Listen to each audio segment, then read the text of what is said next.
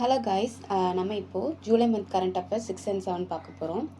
ஜூலை 7 உலக சாக்லேட் தினம். ஸோ இது வந்துட்டு நம்மளுக்கு 1950 வந்துட்டு ஐரோப்பாவிற்கு சாக்லேட் வந்து ஃபஸ்ட்டு இன்ட்ரடியூஸ் பண்ணியிருப்பாங்க. ஸோ அது ரிலேட்டடாக தான் உலக சாக்லேட் தினம் நம்ம செலிப்ரேட் பண்ணுறோம். அடுத்து உலக மன்னிப்பு தினம், குளோபல் ஃபர்கிவ்னஸ் டே. அதாவது பகைமை இல்லாத மறந்துட்டு மக்கள் வந்து ஒருவருக்குள்ள மன்னித்து நல்லுறவை வந்து வளர்ப்பதற்காண்டி இந்த நாள் வந்துட்டு ஜூலை 7 வந்து கொண்டாடிட்டு இருக்கோம். அடுத்து பாருங்க, இந்த வருஷத்துக்கான கருத்துரு பார்த்தோம்னா மன்னிப்பின் சக்தி, பவர் ஆஃப் ஃபர்கிவ்னஸ் அப்படின்றத இந்த வருஷத்துக்கான கருத்துரு. அடுத்து சர்வதேச அமைதி மற்றும் அன்பு தினம், அதாவது இன்டர்நேஷ்னல் பீஸ் அண்ட் லவ் டே. அதாவது முன்னாள் பிடிஎஸ் இசைக்குழு ட்ரம் கலைஞர் ரிங்கோ ஸ்டார் சரியா என்பவரின் பிறந்த நாளை முன்னிட்டு 2008 முதல் இந்த தினம் வந்து கடைபிடிச்சிட்டு இருக்காங்க. அதே மாதிரி இந்த வருஷத்துக்கான கருத்துரு பார்த்தோம் அப்படின்னா, எங்கும் அன்பையும் அமைதியையும் பரப்புங்கள், spread peace and love everywhere அப்படின்றது தான் இந்த வருஷத்துக்கான கருத்துருவாக இருக்குது. அடுத்து கொஸ்டின்ஸ் பாருங்கள். இந்திய ரிசர்வ் வங்கி திருத்தப்பட்ட ஒருங்கிணைந்த குறை தீர்ப்பாய திட்டத்தை 2026 எந்த தேதியில் செயல்படுத்தியுள்ளதுன்னு பார்த்தோம் அப்படின்னா, ஜூலை 1 செயல்படுத்த இருக்காங்க. ஸோ அதாவது என்ன அப்படின்னா, ஆர்பிஐ வந்துட்டு இப்போது வாடிக்கையாளருக்கு குறை தீர்க்கும் முறை, அதாவது நம்மளுக்கு கஸ்டமர் கேருக்கு போட்டு நம்ம கேட்போம்ல, அந்த குறை தீர்க்கும் முறையை வந்துட்டு இப்போது அதில் வந்து கொஞ்சம் திருத்தத்தை வந்து மாற்றி அமைச்சிருக்காங்க. அதில் வந்துட்டு ஒருங்கிணைந்த தீர்ப்பாய திட்டத்தை வந்து கொண்டு வந்திருக்காங்க ஜூலை 1 ஸோ இதில் பார்த்தோம் அப்படின்னா, ஒரு நாடு ஒரு குறை தீர்ப்பாயம் அப்படின்ற அமைப்பில் வந்து கொண்டு வராங்க. அதாவது வாடிக்கையாளர்கள் குறிப்பிட்ட மண்டல அலுவலகத்தை அடையாமல் எளிதாக புகார்களை வந்து அளிக்க முடியும். அதே மாதிரி நிதி இழப்புக்கான இழப்பீடு வரம்பை வந்துட்டு 30 லட்சமாகவும், அலக்களிப்பு தாமதம் மற்றும் மன உளைச்சலுக்கான இழப்பீட்டை வந்துட்டு 3 லட்சமாகவும் வந்து உயர்த்தியிருக்காங்க. அதே மாதிரி வாடிக்கையாளர்கள் முதலில் சம்பந்தப்பட்ட நிதி நிர்வாகத்தை அணுக வேண்டும். அங்கு 30 நாட்களுக்குள் தீர்வு காணாவிட்டால் வந்துட்டு ரிசர்வ் வங்கியிடம் முறையிடலாம் அப்படின்னு சொல்லியிருக்காங்க. அடுத்து வந்து பாருங்கள், இந்தியாவிலே உள்நாட்டிலே உருவாக்கப்பட்ட ககன் வழி செலுத்துதல் அமைப்பை வந்து பயன்படுத்தி முதலில் எந்த விமான நிலையத்தில் ஏர்பஸ் A320 விமானத்தின் செயற்கைக்கோள் அடிப்படையான தரையிறங்கு சோதனை வந்து வெற்றிகரமாக மேற்கொள்ளப்பட்டுச்சுன்னு பார்த்தோம் அப்படின்னா, உதய்பூர் விமான நிலையம். ஸோ இது பார்த்தோம் அப்படின்னா, ராஜஸ்தானில் இருக்க உதய்பூர் விமான நிலையத்தில் தான் வந்துட்டு இண்டிகோ நிறுவனத்தினால் ஏர்பஸ் வந்து இப்போது ககன் வழி செலுத்த, அதாவது நேவிகேஷன் சிஸ்டம் யூஸ் பண்ணி இப்போது இந்த ஏர்பஸ் வந்து வெற்றிகரமாக தரையிறக்கியிருக்காங்க. ஸோ ககன் பார்த்தோம் அப்படின்னா GPS aided GEO augmented navigation சரியா, இதுதான் அதோட ஃபுல் ஃபார்மு. ஸோ இது வந்து பார்த்தோம் அப்படின்னா ஜிபிஎஸ் உதவியுடனான புவிசார் விரிவாக்கப்பட்ட வழிகாட்டுதல் சரியா. இது இந்தியாவின் செயற்கைக்கோள் அடிப்படையான மேம்படுத்தப்பட்ட அமைப்பு அப்படின்னு சொல்கிறாங்க. அதே மாதிரி இந்த தொழில்நுட்பம் இந்திய விமான நிலைய ஆணையம் மற்றும் இந்திய விண்வெளி ஆராய்ச்சி நிறுவனம் ஆகியவற்றால் கூட்டாக உருவாக்கப்பட்டிருக்கு. ஸோ இதோட நன்மைகள் பார்த்தோம் அப்படின்னா, இது புவி நிலையை செயற்கைக்கோள் மூலம் திருத்தப்பட்ட தரவை அனுப்புவதன் மூலம் ஜிபிஎஸ் சமிக்கைகளின் துல்லியம், ஒருமைப்பாடு மற்றும் நம்பகத்தன்மையை வந்து மேம்படுத்துது.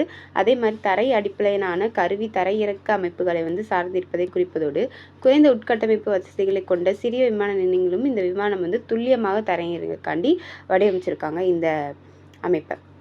அடுத்து பாருங்கள், சிவில் பதிப்பு முறைமை 2024 அறிக்கையின்படி இந்தியாவில் பிறப்பு பாலின விகிதத்தில் செக்ஸ் ரேஷியோ அட் பர்த் மிக அதிகபட்சமாகவும் மிக குறைந்தபட்சமாகவும் பதிவு செய்யப்பட்டுள்ள மாநிலங்கள் என்னன்னு பார்த்தோம் அப்படின்னா, அருணாச்சல பிரதேசம் மற்றும் நாகாலாந்து சரியா. இப்போது வந்துட்டு வெளியிட்டிருக்காங்க பிறப்பு பாலின விதம். 1000 ஆண்களுக்கு வந்துட்டு 917 பெண்களாக பதிவாயிருக்காங்க ஒட்டுமொத்தமாக சரியா, இந்தியாவில் ஒட்டுமொத்தமாக. அதில் அருணாச்சல பிரதேசம் வந்து 1050 பெண்களுடன் அதிக பாலின விகிதத்தை கொண்டு முதலிடமாக இருக்குது. அதே மாதிரி நாகாலாந்து பார்த்தோம் அப்படின்னா 865 பெண்களோட மிக குறைவான பாலின விகிதமாக இருக்குது. ஸோ இது வந்து கேட்பாங்க எக்ஸாம்ஸில், நம்மளுக்கு பாலின விகிதம் கேட்பாங்க. ஸோ மொத்தமாக 917 இருக்குது. மிக அதிகம் பார்த்தா அருணாச்சல பிரதேசம், மிக குறைவு பார்த்தோன்னா நாகாலாந்து. அதே மாதிரி இந்தியாவின் பிறப்பு மற்றும் இறப்பு பதிவு சட்டம் 1961 கீழே தான் வந்து இது பிறப்பு மற்றும் இறப்புகளை வந்து பதிவு செய்து வந்து கட்டாயமாக்கப்பட்டிருக்கு சரியா. அடுத்து பாருங்க, மேம்பட்ட செல், ஸ்டெம் செல், மரபணு சிகிச்சை தயாரிப்புகள் மற்றும் செனோல் டிரான்ஸ்பிளான்ட் போன்ற மேம்பட்ட சிகிச்சைகளை ஒரே சீரான மத்திய ஒழுங்குமுறை அமைப்பின் கீழ் கொண்டு வர மத்திய அரசு சமீபத்தில் எந்த விதிகளின் திருத்தம் செய்துள்ளதுன்னு பார்த்தோம்னா, மருந்துகள் விதிகள் 1945 வந்துட்டு இப்போ திருத்தம் கொண்டு வந்திருக்காங்க. ஸோ அதன்படி இப்போ வந்து தயாரிப்பு வழங்கும் உரிமை வழங்குவதற்கும் ஒழுங்குபடுத்துவதற்கும் மத்திய உரிமம் வழங்குதல் ஒப்புதல் அதிகார அமைப்பு, அதாவது சென்ட்ரல் லைசன்ஸ் அப்ரூவல் அத்தாரிட்டி வந்துட்டு திருத்தம் கொண்டு வந்திருக்காங்க. ஸோ இந்த சென்ட்ரல் லைசன்ஸ் அப்ரூவல் அத்தாரிட்டி வந்து இந்தியாவின் தேசிய மருந்து ஒழுங்குமுறை அதிகார அமைப்பு மத்திய மருந்துகள் தர கட்டுப்பாட்டு அமைப்பின் ஒரு பிரிவாக இருக்குது. அதாவது இந்த அமைப்பு வந்து பார்த்தோம் அப்படின்னா central drug standard control organisation, central drugs standard control ஆர்கனைசேஷனில் வந்துட்டு இந்த ஒரு அமைப்பு வந்து ஒரு பகுதியாக இருக்குது. செனோ டிரான்ஸ்பிளான்ட் பார்த்தோம் அப்படின்னா இது ஒரு விலங்கிலிருந்து மனிதர் அல்லாத பிற உயிரினம், அதாவது விலங்கிலிருந்து மற்றொரு விலங்கிற்கு மனிதர்களுக்கு மாற்று அறுவை சிகிச்சை செய்யப்படும் உறுப்புகள் அல்லது திசுகளை குறிப்பது தான் இந்த செனோ டிரான்ஸ்பிளான்ட் அப்படின்னு சொல்கிறாங்க. அடுத்து பாருங்க, சமீபத்தில் புக்பேன் அறக்கட்டளை அடுத்த 10 ஆண்டுகளுக்கு நிதி அளிக்க ஒப்புக்கொண்டதை அடுத்து சர்வதேச புக்கர் பரிசு எவ்வாறு பேர் மாற்றம் செய்யப்பட்டிருக்கு பார்த்தோம் அப்படின்னா, புக்பேன் சர்வதேச புக்கர் பரிசு அப்படின்னு சொல்லிட்டு பேர் மாற்றம் செஞ்சுருக்காங்க.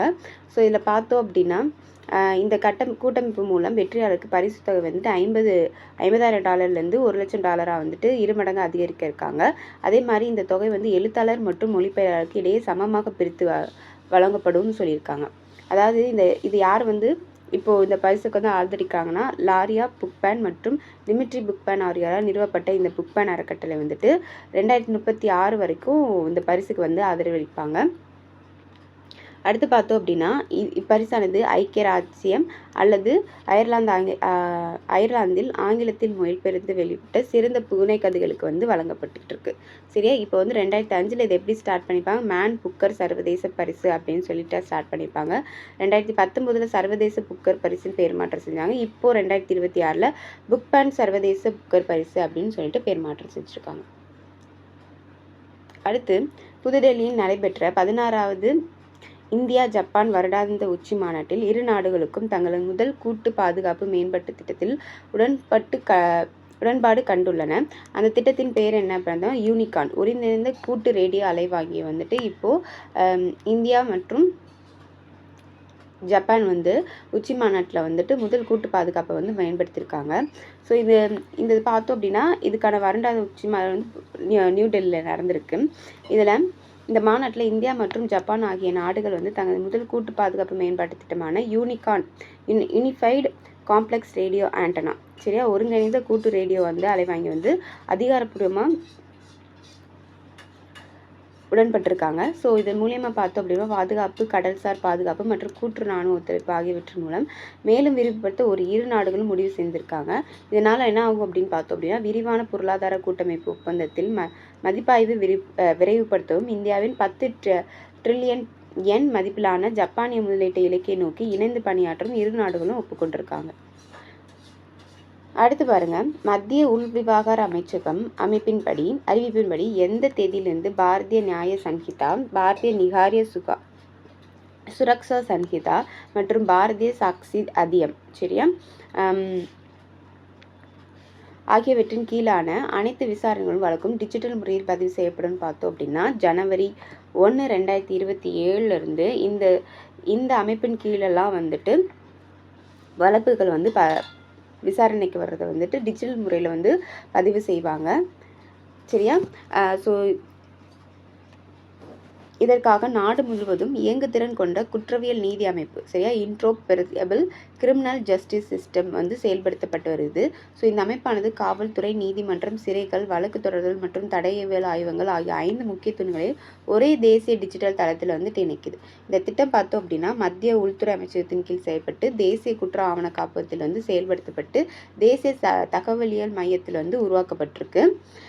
ஸோ இதை பார்த்தோம் அப்படின்னா இந்த ICGS அமைப்பானது ஒரு தரவு ஒரு முறை பதிவு, ஒன் டேட்டா ஒன்ஸ் என்ட்ரி என்ற கொள்கையை பின்பற்றுது. ஸோ இதன் மூலம் ஒரு முறை உள்ளிட்டு செய்யப்படும் வழக்கின் தகவல்கள் தொடர்புடைய அனைத்து முகமைகளும் இடையே பாதுகாப்பாக பகிர்ந்து கொள்ளப்படும் அப்படின்னு சொல்லியிருக்காங்க. அடுத்து பாருங்கள், சமீபத்தில் தமிழ்நாட்டில் முதுமலை புலிகள் காப்பகத்தில் மின்சார கம்பி மோதி உயிரிழந்த ரேடியோ காலர் பொருத்தப்பட்ட விஞ்ஞானிகளால் கண்காணிக்கப்பட்டு வந்த Z25 என்ற கழுகு எந்த அரிய வகை இனத்தைச் சேர்ந்தது பார்த்தோம் அப்படின்னா வெண்முதுகு பிணந்தின்னி கழுகு. சரியா, இப்போ இது வந்து ரீசெண்டாக முதுமலை காப்பத்தில் அந்த கரண்ட் வயர் பாசாரில் பட்டு இறந்துருக்கு. ஸோ இந்த பார்த்தோம் அப்படின்னா இந்த கழுகு பார்த்தோம் அப்படின்னா ஒயிட் ரம்ப்டு வல்ச்சர். சரியா, இதன் நடமாட்டத்தை பம்பாய் இயற்கை வரலாற்று சங்கம் மற்றும் வனவிலங்கு பாதுகாப்பு எண்கள் தொடர்ந்து கண்காணித்து வந்தன. ஸோ இது வந்து பார்த்தோம் அப்படின்னா ஹரியானாவில் உள்ள ஜடாயு பாதுகாப்பில் இனப்பெருக்க மையத்தில் சிறைபிடிக்கப்பட்ட நிலையில் வளர்க்கப்பட்டு 5 கழுகுகள் ஒன்று தான் இந்த பிணந்தின்னி கழுகு. ஸோ இதை பார்த்தோம் அப்படின்னா பின்னர் மகாராஷ்டிர தடபா அந்தாரி புலிகள் காப்பத்தில் வந்து விடுவிக்கப்பட்டாங்க. ஸோ இது எதுக்கு இதை வந்து பார்த்தோம் அப்படின்னா காற்றில் வாழ்வதற்கு பதிலாக மனிதர்கள் அடிக்கும் உணவுக்கு பழகியதால் வந்து இந்த Z25 கழுகு வந்துட்டு மனித குடியிருப்புகளுக்கு வந்து அடிக்கடி போயிட்டு இருந்தனால கர்நாடகாவில் மீட்கப்பட்டு அதுக்கப்புறம் முதுமலைக்கு மாற்றிருக்காங்க. ஸோ அதில் வந்துட்டு அந்த மின்சார கம்பியில் மோதி வந்துட்டு இந்த கழுகு வந்து இப்போ இறந்துருச்சு. ஸோ இப்போ வந்துட்டு ஆபத்தான நிலையில் உள்ள பறவைகளை கண்காணிக்கவும் அவற்றின் இருப்பிடங்களை விரைவாக கண்டறிந்து வனவிலங்கு பாதுகாப்பு மற்றும் மீட்சி முறை குழுக்க விஞ்ஞானிகளுக்கு ரேடியோ டெலிமெண்ட்ரி அப்படின்ற தொழில்நுட்பம் வந்து இப்போது பயன்படுத்தப்பட்டு இருக்கு. சரியா, அடுத்து பாருங்கள், 2025 முதல் 2047 ஆண்டு வரையிலான காலகட்டத்தில் ஆயுர்வேதத்தை உலகளாவிய ரீதியில் விரிவுபடுத்துவதற்காக ஆயுர்வேதத்தை உலகமயமாக்குவதற்கான உத்திசார் செயல் வரைபடத்தை வந்து எந்த அமைப்பு வந்து வெளியிட்டிருக்காங்கன்னு பார்த்தோம் அப்படின்னா strategic road map for making Ayurveda global.